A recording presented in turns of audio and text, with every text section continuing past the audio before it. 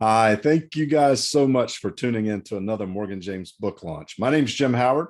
I'm the publisher for Morgan James. And today I'm really excited. We've got a topic that's very close to my heart, something that I love to do. And I know a lot of people are maybe timid is a good word. Some are timid, some are just terrified to take this shot. But we've got the person here to give us all the details on how we can make this part of our business journey, or maybe not business journey, better and the best it can possibly be. Because today we're talking with Tyler Foley, and Tyler is the author of The Power to Speak Naked: How to Speak with Confidence, Communicate Effectively, and Win Your Audience. Tyler, thank you so much for taking the time to talk with us today. Jim, it's a joy and a pleasure, especially anytime I get to talk about the book. You know, as my publisher, that it's my favorite topic. Man, this book is so cool because I think you've done it in the right way, right? You spell it out as it is, but you make it to where it's easy for people to grasp how they can kind of come over some of the things, get the confidence they need, and really step out and be the star. So, this is what you do. How did the book come about, and why The Power to Speak Naked?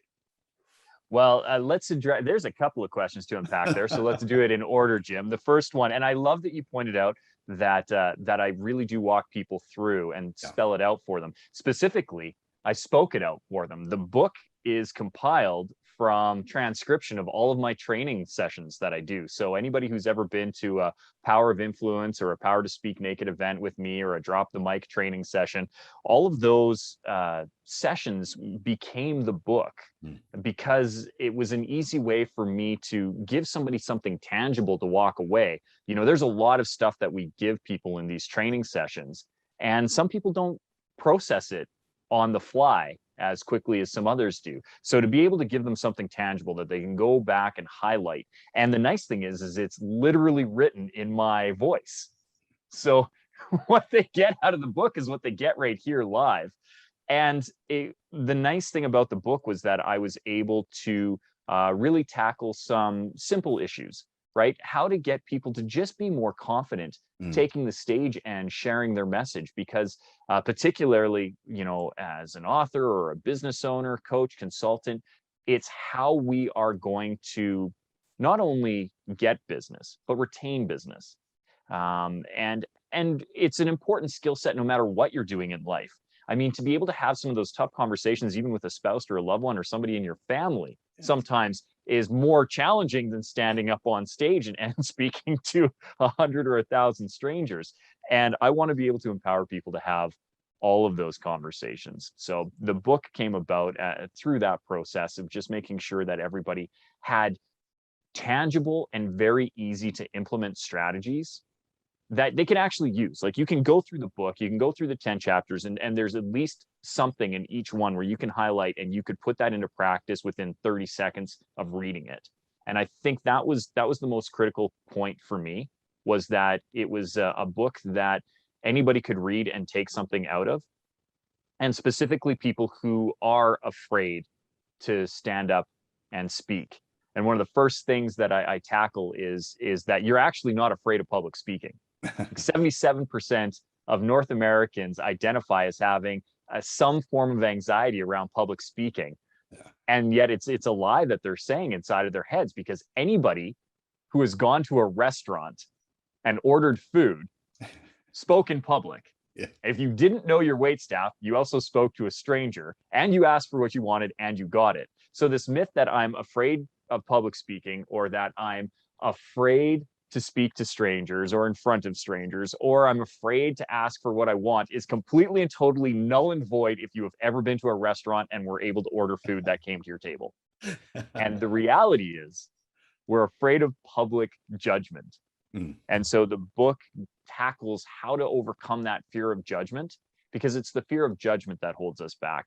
And so we have strategies on pre-talk routines, on some really good breathing techniques, ways of studying, ways of engaging your audience, ways of re-engaging your audience. And I'm just honored that Morgan James took a chance on me, and I appreciate it. We're excited about the book. So many of our authors are business owners, entrepreneurs, coaches, trainers. But you'd be surprised. Well, you wouldn't be surprised, but people out there watching would be surprised at how many people or coaches, trainers, they do this stuff in front of people. But when it comes to stage, they don't want to do it. They don't want to tackle it. They don't want to be up in front of a crowd. They don't want to deliver. So where does that come from? You know, like you said, it's not really, it's more of a myth because we go talk in public all the time, but where does stage fright come from? So stage fright, and again, that fear of public speaking, not a thing. Nothing. Fear of public judgment is real, and that fear of public judgment is what causes stage fright. So in order to tackle stage fright, we need to tackle that fear of public judgment. And I distinctly remember, I'm lucky. I've been on stage and television since I was 6 years old. So I've been on theater for over 35 years now, on stage and performing. Mm.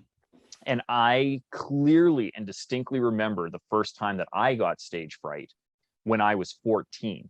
And at that point, I've been performing now for 8 years and was comfortable on stage, and you could just give me stuff and I would do it.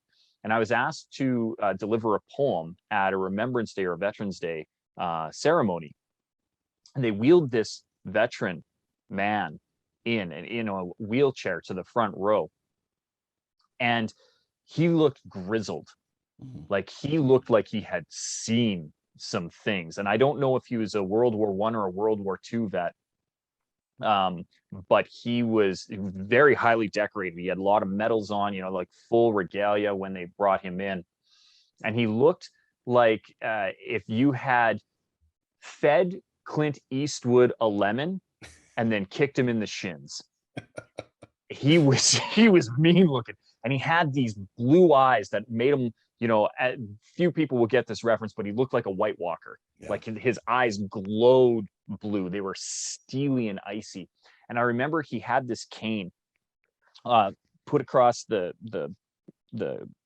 wheelchair, and he leaned in on it like this, and he looked at me like, "What are you going to do, kid?"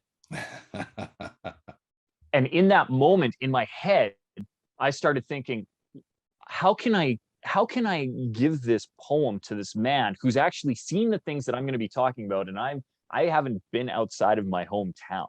You know what I mean? Like, who am I as a 14-year-old to talk to this man who has been overseas, who's likely lost friends, who could have possibly stood in Flanders Field among the crosses row on row, like he's actually been there.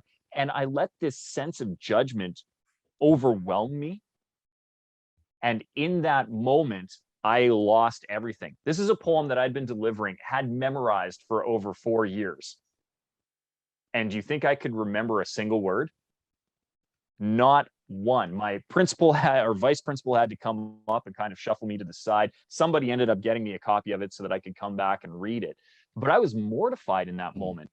And it wasn't until much later that once I became not only a very seasoned professional actor, but now a seasoned speaker, that I was able to look back on it and figure out that the reason I experienced that stage fright was because of this fear of judgment, that I was projecting my own insecurities and my own thought patterns onto this man who very likely wasn't thinking any of the things that I thought he was thinking.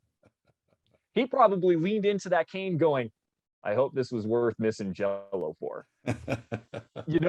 Like he wasn't thinking the things that I was saying. And even if he was, it was irrelevant because there were so many other people in the audience who were just there to hear, the presentations and pay respect to the veterans who had sacrificed themselves for a better cause. And it had nothing to do with me. And so I got some great lessons in that. First of all, that the audience is on your side. Like they want you to succeed. Yeah. You are the expert. Nobody asks second best to come and present. They want the best. And I was the best, or they wouldn't have asked me. So anytime you are asked to do this thing, you are the expert, the audience is on your side, and there isn't a need for this judgment because you are projecting a false reality upon your audience that in reality wants you to succeed. And it's taking that power back. Instead of giving your power away, taking your power back. And that's what we explore in the book, is how can you embrace your authority, tell a compelling story, be engaged with your audience, and get your audience engaged with you, which is critical to a presentation, by the way. They've done a study, a few of them, that show that if you just have a monologue where you go up and you just blah, verbal diarrhea all over your audience, their engagement is about 72%, which I still think is incredibly high. Yeah. Like, that's almost 3 out of 4. But if you engage them in a dialogue where you include them on the presentation, you elicit information out of them, you guide them on a journey and get them to do it with you, the engagement goes up to 92%. And so that's, we explore that over 2 chapters in the book of how to really engage your audience, the tips and tricks that you can use to bring them into your discussion so that they feel included as opposed to just talked to. Amazing. And everyone out here watching, you guys are authors. You're on a publisher's book launch series. So you guys have books. Every author needs to understand that you're going to have to talk to people, right? Even if it's in a format like we're doing today in an interview, or if you're doing a podcast, or if you're doing video, it's all display. It's all delivering a message verbally, sometimes visually if you're on camera, but you've got to learn these skills. And Tyler breaks it down and makes it so simple to understand that everyone can do it.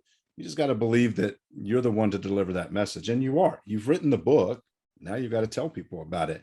But Tyler, you did something interesting there, where you told the story, right? An incredible story in great detail of this grizzled veteran who intimidated you so much, and even in the way that he looks, right? But not all of us have those kinds of stories, but stories connect. So what if our life just isn't that interesting? What if there's not a lot to draw from the well to deliver to an audience? How can we overcome some of that? Okay, well, first of all, your life doesn't need to be a Hollywood blockbuster. Michael Bay didn't need to direct your life for you to have stories and be able to make them interesting. I promise you, there are at least 5 events in your life that are so memorable to you that you would never forget them. And one of the things that we do in our workshops, it's actually not in the book, so this is bonus content for people. In my workshops, I have everybody take their life and divide it into 5 segments. So, we use 3rd grade math at this point. Remember when you divided to the whole and then had the remainders? So we divide to the whole and you take the remainder, whatever those last little bits are, and you tack it on to the beginning of your first time period. For me, I'm 42 years old. So if I divide by 5, I get even epochs of 8 years. And then I've got a 2 remainder that I tack on to the beginning. So my first one is 0 to 10. And then we go forward from there. And I would ask everyone who's listening right now, if you don't feel that you have a story, just think back, do that exercise right now. Divide your life into 5 segments. Look at the first segment. What is the most memorable thing from that time period to you, and why? Is it happy? Is it sad? Is it both? What is the most significant thing that impacted you? And that's your story. And you do it time and time again. And I promise you, if anybody does this exercise, it is so simple to do, takes less than 10 minutes. You will have something, because that's all you're asking. What is the most memorable thing and why? That is your story. For me, I have, I can go through when I was 6 years old, my father passed away in a motor vehicle accident, single vehicle motor vehicle accident. And that had a massive impact on my life. That was a sad and a tragic event. And I can build a ton of stories out on that, a ton of lessons that were learned. But I also experienced the stage for the first time at 6. It was a joyful event for me, and I loved it. I go into my next time period, I can tell the story about the first time I had stage fright. That happened in that second time period. I can also talk about my face being paralyzed. My left side of my body was paralyzed for a year at 17. I woke up New Year's Day, and it changed the trajectory of my life instantaneously. I can think of the first time I was cast as a recurring role in a TV series. It stands out. I remember the first time I got to travel internationally on a plane. All of these things are they're events. And if you think that your life is boring, it's because you're not looking hard enough. Yeah. Again, Michael Bay doesn't need to have Transformers erupt around you with explosions and car flips and a whole bunch of choreographed action for your life to be interesting and have meaning. And the last thing that I would point out is that oftentimes we try to minimize our successes. And we try to minimize these events as, oh, well, it's not as important as somebody else, but you never know who needs to hear that message from you. And so one of the reasons why I wrote the book, and what I really hope people can pull from it, is that the thing you're afraid to say is probably the thing your audience needs to hear. Mm. And that if you can have the courage to say that thing that you're probably coveting within your heart, you have no idea the impact that could have. And it may not be on a global scale. It may just be on one other person who needs to hear that message, but you never know who needs to hear it until you say it. So I would encourage everybody to find the strength and the courage within themselves to expose themselves to that raw, naked truth, and to speak with the power to speak naked. So the power to speak naked, the book offers education, inspiration, and empowerment. And Tyler, you've done that today, just in this little bit of time that we've had together. So I know everyone who gets a copy of this book is going to be overwhelmed with all the information and insight that you can offer them, and even beyond that. So I know also that there are people watching today that are going to want more. They're going to want to find out more. They want to connect with you in some way. What's the best way for someone who's watching us to find out more about what you're doing? Simplest way to find me is through my website, SeanTylerFoley.com. Sean is spelled the proper Irish way, like Connery, SeanTylerFoley.com. SeanTylerFoley.com. I have all my socials there. Free downloads for people who want to pick up some tips and tricks on being a better speaker. And all of my events are on there, all my media appearances. Anybody who wants to listen to any of the podcasts I've been a guest on, any of the news appearances, everything is digested on that website. So we've got a little bit for everyone. Awesome. And I'll put a link right here below the video. So all you guys have to do is just look below. You'll be able to copy that out and go right to Sean's site, find everything that you need to become a better speaker, and get a copy of The Power to Speak Naked. This book is available everywhere books are sold. And I promise you, this is a skill set that you need to acquire. You need not just to acquire, but you need to apply it. Even if you don't think you can, everything that Tyler said today, spot on. And it's what's helped me. It's what's helped David as we started forming Morgan James. The only way we could get the word out about this burgeoning small publishing company that was poised to take over the world was to get out on stages and speak to people and let them know that we existed. And that's what you're going to have to do with your message. And Tyler's got the perfect resource. So I hope every one of you take advantage of getting a copy of this book, at minimum, applying what you learn, but more importantly, connect with Tyler outside of the book. See what he's got going on. I know everything that he has is a resource that can push you forward. So Tyler, thank you so much for putting the book together. That's not a small feat. And then, coming on today to share with our audience and giving so much information and insight, whether they buy the book or not, what you deliver today is going to help them. Well, it was my joy, Jim, and hopefully I was able to serve. Outstanding. Well, everyone watching, grab a copy of The Power to Speak Naked. You won't regret it. And we hope to see you on our next one. So until then, take care, everyone.